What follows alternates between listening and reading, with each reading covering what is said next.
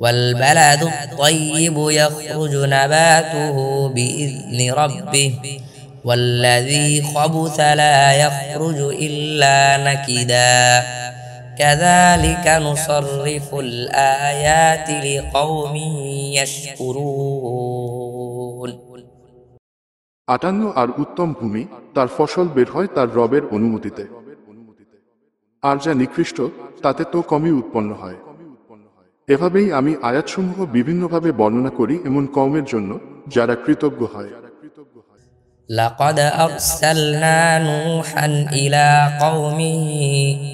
إلى قومه فقال يا قوم اعبدوا الله ما لكم من إله غيره إني أخاف عليكم عذاب يوم عظيم 59 আমি তো নূহকে তার কওমের নিকট প্রেরণ করেছি অতঃপর সে বলেছে হে আমার কওম তোমরা আল্লাহর ইবাদত কর তিনি ছাড়া তোমাদের কোন সত্য ইলাহ নেই নিশ্চয় আমি তোমাদের মহাদিনের আযাবের ভয় করছি قال الملأ من قومه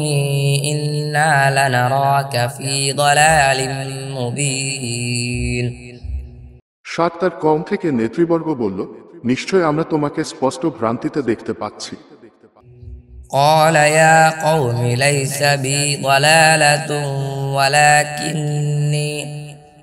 ولكني رسول من رب العالمين 61 সেকেন্ড বলল হে আমার কওম আমার মধ্যে কোন ভ্রান্তি নেই